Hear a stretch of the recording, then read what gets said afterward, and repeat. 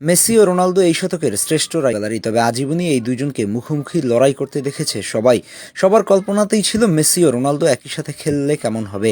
একটা সময় এ নিয়ে আশায় বুক বাঁধত দর্শকরা, তবে সময়ের সাথে সাথে আশা ক্ষীণ হয়ে যায়। এখন যে মুখোমুখি লড়াই দেখা যায় না এই দুই তারকাকে, সেখানে একই সাথে খেলতে দেখা যায় বিলাসিতা। তবে এবার সেই বিলাসিতার স্বপ্নই পূরণ করতে যাচ্ছে। সেই স্বপ্ন পূরণের কারিগর আর্জেন্টাইন সাবেক তারকা কার্লোস তেভেজ। আর্জেন্টিনার ফলেন স্টার বলা হয় তেভেজকে। অনেক প্রতিভা নিয়ে আসলেও সেভাবে কাজে লাগাতে পারেনি। জাতীয় দল ও ক্লাব লেভেলে ভক্তদের মন জয় করলেও সেটিও দীর্ঘস্থায়ী হয়নি। ম্যানচেস্টারের দুই ক্লাবই খেলেছেন এই আর্জেন্টাইন তারকা। এবার সেই তেভেজের কল্যাণে দেখা যাবে মেসি ও রোনালদোকে একই সাথে। 2021 সালে বোকা জুনিয়র্সে কেরিয়ার শেষ করেছেন। কোভিড টাইমে খেলা ছেড়েছেন, বোকা জুনিয়র্সের সাথে সম্পর্ক ছেদ করেন। তবে 4 বছর পর আবার ফুটবল মাঠে ফিরতে চান তেভেজ।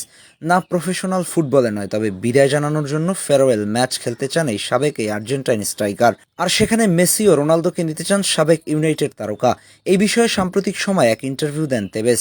জানান মেসি ও রোনালদোকে নিয়ে খেলার ইচ্ছার কথা।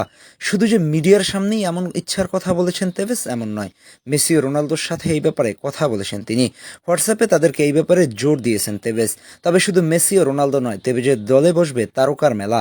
ভ্যান্ডার সার, বুফন, উইনি, Rooney, Rio Ferdinand, Chiellini, Bonucci, Pirlo, Paul স্কুলসদের মতো তারকাদের নিয়ে ম্যাচ আয়োজনের কথা ভাবছেন তেভেজ।